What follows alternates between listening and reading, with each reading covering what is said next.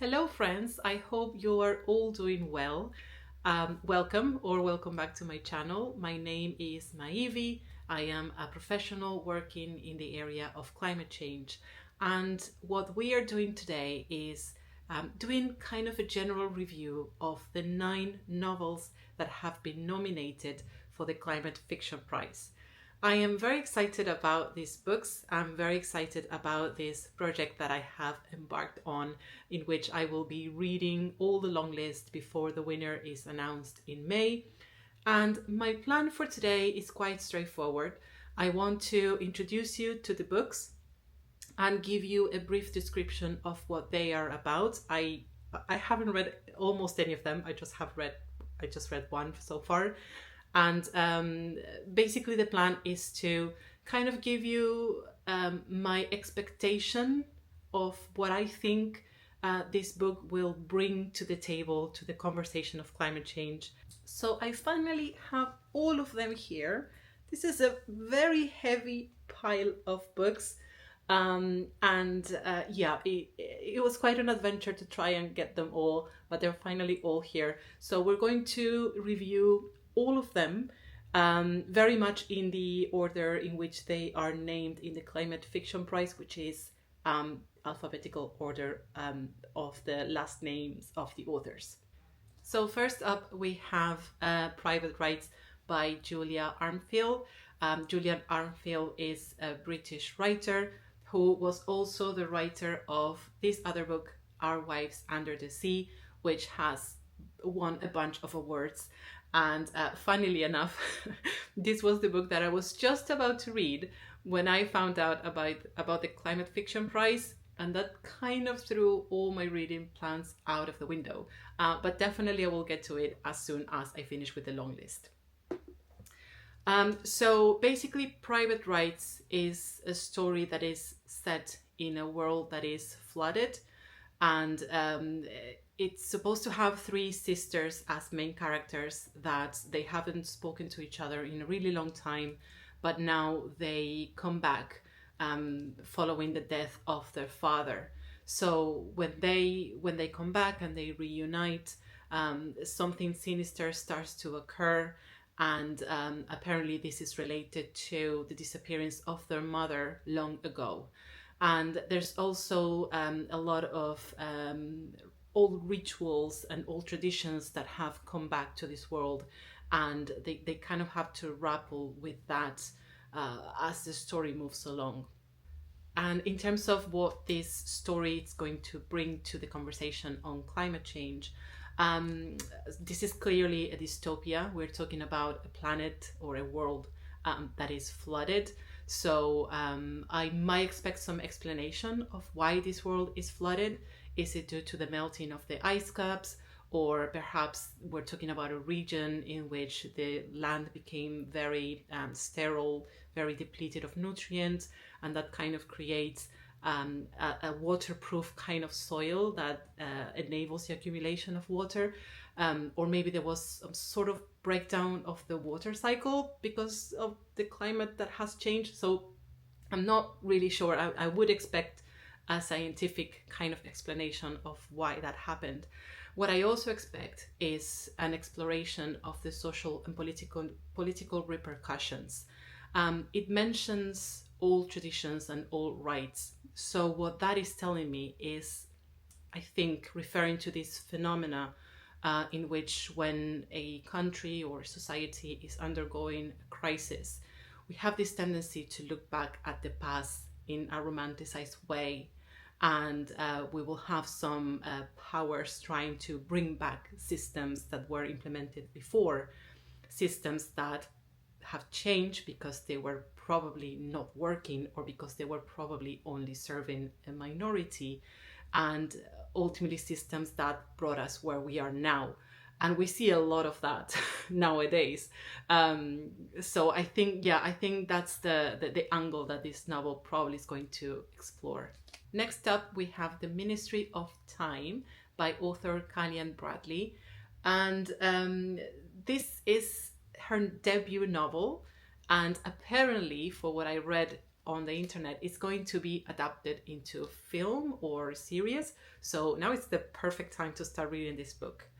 This is a story based on the near future in London. And basically what happens is that we pretty much crack the code for time travel. And a Ministry of Time is created. And they bring 5 people from the past into present London. This story is told from the perspective of a woman who, just as the author, is British Cambodian.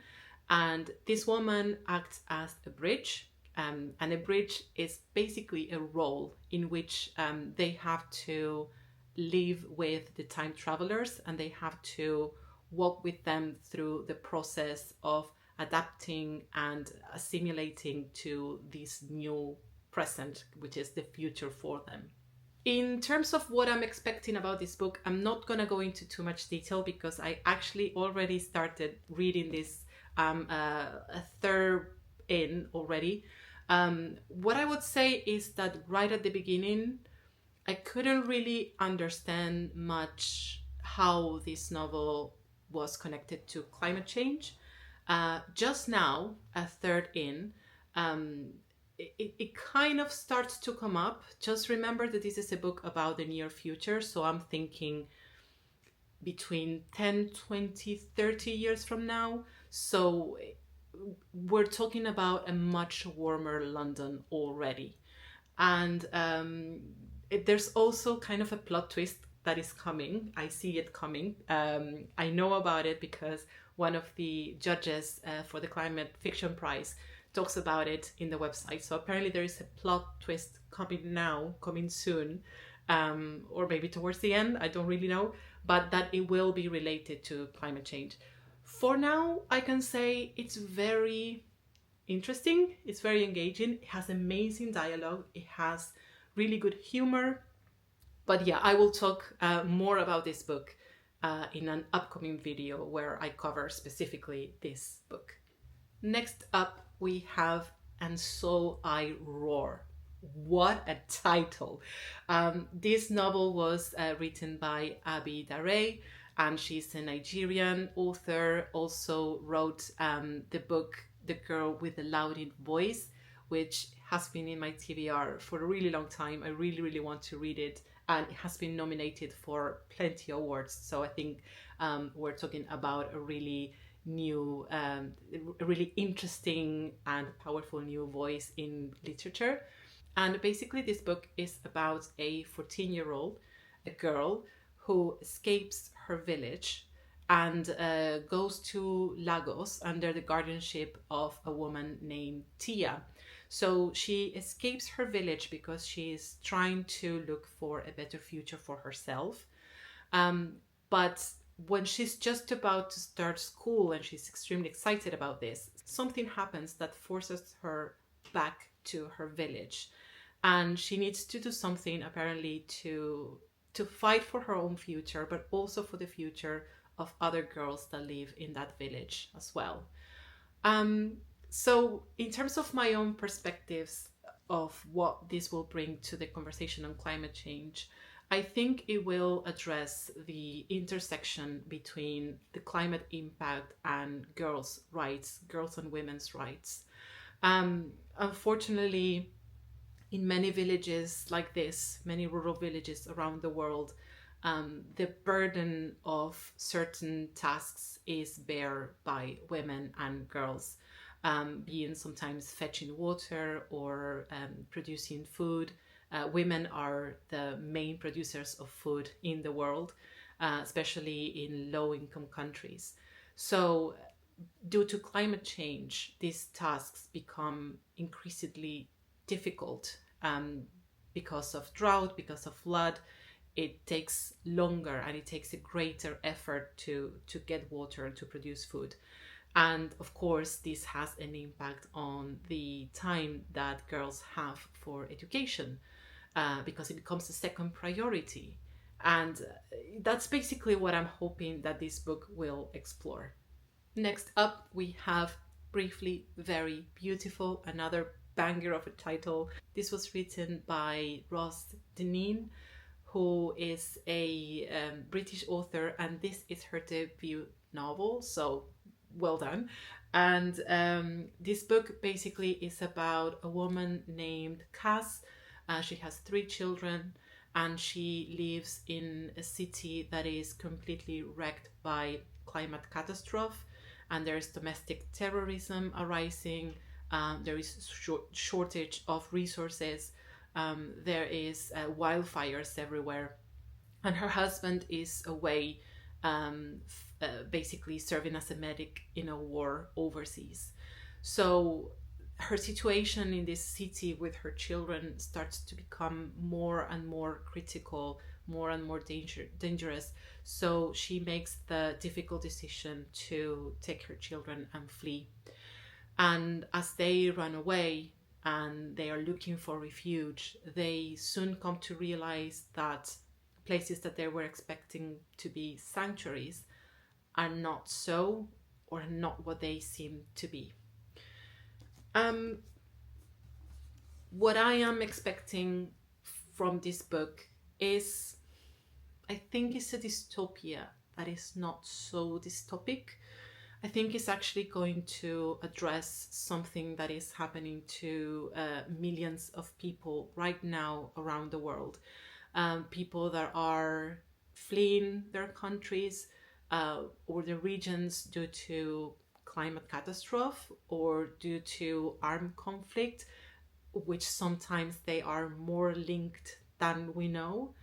And in that horrible process of running away for your life, of running away from danger, running away towards safety, allegedly, you arrive to places, very often in what is called the first world, and you come to realize that those places are extremely hostile, and now you are under a different kind of danger. So I think that this is what this story is going to bring to the table. Next up, we have Orbital by Samantha Harvey. This is Samantha Harvey's 5th novel, and she's a British author. And basically, she won the Booker Prize in 2024 with this novel. This book I have already read, and it's about 6 astronauts that are in the International Space Station, and they are orbiting the Earth. So we basically follow them through 24 hours as they orbit the Earth 16 times. This is a very reflective novel, and it basically explores the thoughts and feelings of these astronauts as we follow them along in their daily routines in space, and also as they look down and contemplate the Earth and they ponder on their own lives, and they think about the Earth and they think about humanity. I will not say much more than that in terms of expectations, because I have already read this book, and my next video is going to be all about this book, my expectations and what I thought about it. What I will say is I have read a lot of mixed reviews, and that kind of put me off for a long time from buying this book, from getting this book. When I heard what it was about, I was very intrigued by the premise, and I thought that this would be a book that I would really enjoy. But because I was hearing so many mixed reviews, I was kind of on the fence. That was until I watched the ceremony of the Booker Prize 2024, and I heard Samantha Harvey's speech, and I have to say I was utterly moved by it. And when I heard her speech, I just had to get this. I really wanted to read whatever she wrote. Next up, we have The Morningside, and this is a novel written by Tia Obreht. So this book is about an 11-year-old girl called Sylvia, and she and her mom basically moved into a building called the Morningside. And this building was a high-rise building and used to be the most luxurious one in a place called City Island. But now the building is decaying, and this city island is very much half underwater. And another thing that happens is that apparently Sylvia's mom is quite a bit secretive about their past. And she then, when they get to the Morningside, they meet Sylvia's aunt. Her name is Enna. And she starts to tell a lot of stories to Sylvia about her lost homeland, where they come from.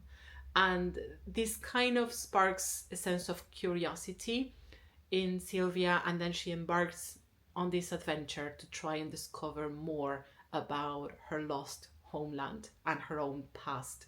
In terms of my expectations, this is obviously a dystopia, and it's about, in terms of my own expectations about this book, I think this is clearly a dystopia. I think this is going to explore the experience of losing one's home due to climate change and natural disasters that are exacerbated by climate change. But I think it's more than that. I think is the situation in which you lose your place, you lose your home, but you don't really have a good place to go to. I mean, they're leaving their home because it was flooded, it was destroyed. But then they arrive to this other place that is half flooded. So it's about a whole world that has been impacted by this, and this constant journey for survival. But I also think this has the potential to explore what happens when the place that you come from doesn't exist anymore. And how do we keep stories alive? How do we keep our culture?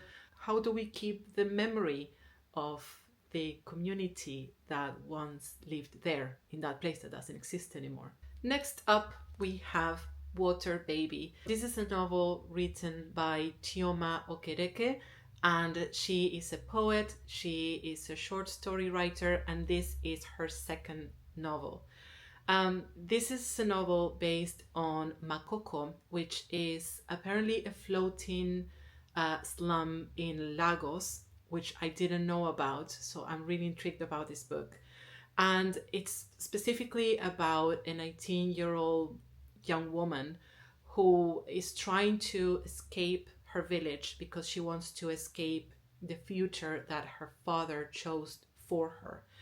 And as she's trying to do this, she comes across this opportunity to participate in a project in which they are kind of mapping with drones the area where she lives. And this ends up opening up a lot of doors for her, and a lot of opportunities present to her. Among those, the opportunity to actually go abroad representing her city, her community. And this ends up sparking the question about life abroad and whether that is basically the dream life that is said to be, or do we actually have everything we need to be happy in our own place, in the place that we come from, whatever, maybe poor or with lack of opportunities, but it might be offering us the opportunities to have a happy life. So this, I must say, it hits very close to home for me as an immigrant in the UK, coming from South America. Particularly talking about what I expect this book to bring to the conversation on climate change. We're talking about a community that lives in close proximity to water. We're talking particularly about an urban community that lives close to water. And what this brings to mind for me is the presence of big oil corporations in Nigeria. There is at length a lot of stories of communities being severely impacted by the presence and the activities of these companies, and the immense environmental impact and extreme pollution that they have caused, particularly in bodies of water has caused also impacts in the community, not just in their health, but also in their economies and in their livelihoods. While at the same time, these companies keep lobbying to try to bury these stories and to try to keep alive the lie that they say that they're actually bringing prosperity to these communities, when what they're actually doing is just exploiting the resources. Next up, we have The Mars House. And this is a novel by author Natasha Pulley. This is her sixth novel, but I think so far she has only written historical fiction. And this, I think, is the first book she has that is based on the future. So let's see how she does. I haven't read any of her books before. This will be my first one. But this book has a very intriguing plot. So basically, we have colonized Mars, and we have created a colony there with people that have adapted to the conditions, such as low gravity and so on and so on. And for the ones that are adapted to that environment, this is supposed to be like an utopic paradise. And we follow the story of two people. On one hand, we have Obreht, who is a woman. She is a trillionaire. I'm not sure that we're too far from that, to be honest, to have those around Earth. And she is a hereditary senator. Let that sink in. And she lives in Mars, basically. Then we have this other man. He's called January, originally from London. He is a native to Earth, and he comes to Mars as an immigrant. And something happens that these two individuals end up in something like a fake marriage for a reality TV set on Mars. And they kind of both volunteer for that because they both think that they have something to gain out of that. I find it hilarious and I find it very intriguing. In terms of what I think this book is going to bring to the climate change conversation, this is clearly a dystopia. I think it's going to talk about a moment in time in which we have destroyed the planet so much that actually living the planet becomes a viable option. I think also it's going to explore the topic of climate refugees. And particularly it's going to explore the way that politics plays out in this instance, and the way that refugees are used as scapegoats when it's actually trillionaires, in this case, the ones that are mainly the culprits of social and economic issues. Refugees and other vulnerable groups are often blamed due to cultural influences or whatever.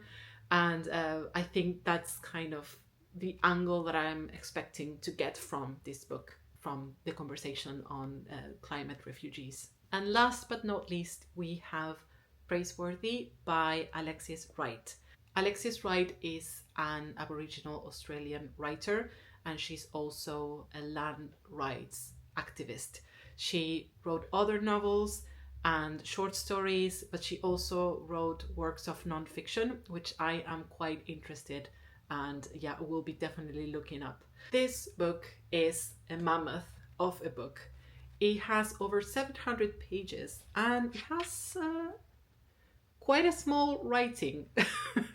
So that being said, I tried to look for information about this book, and I can't really go into too much detail of what it is about because people are not saying much about it in terms of plot.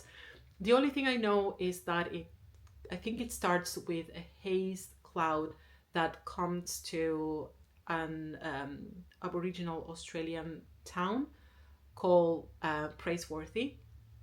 And this cloud, it's kind of taken by some people as a sign of ecological collapse, and it's also seen by others in a more spiritual way and more in a prophetic way. And I think it also explores the relationship between and the perspectives of white Australians and Aboriginal Australians. In terms of my expectations from this book, particularly talking about climate change and the overall natural world, I unfortunately don't know a lot about Australia and its history, but being myself from South America, I am very familiar with the treatment that Indigenous people suffer there, and the widely different concepts when it comes to the earth, the perspective that white colonialists brought, that land is something to own, and the things that land provides, the things that the earth gives us, are resources to be taken. While the indigenous view is much more respectful, it's much more based on, we don't own the land, we are part of the land. The land holds us, owns us, if you will. And the things that land produce are much more respected, because basically the land gives life and gives us life. So it's this whole concept in particularly in the north of Argentina, called the Pachamama, which is the concept of Mother Earth, and the completely different relationship that indigenous communities have with the earth. So although I don't know much about Australian indigenous communities, when we're talking about Aboriginal indigenous communities in general in the context of climate change, I am a little bit expecting that angle from a story like this. So these are all of the 9 novels that have been nominated for the Climate Fiction Prize. I am personally extremely excited about these books. They all sound fantastic. I can't wait to read them all. And I think they all will bring something different to the climate conversation, which is exactly what we want, and which is exactly why it is so important to have prizes like this one that are raising the profile of stories like these ones. So that is all from me today. I hope to see you in the next one, where we are going to be talking about the book Orbital. That's all from me now. Don't forget to like this video, subscribe, share it with anyone you think might find this interesting, and I really hope to see you next time. Bye bye.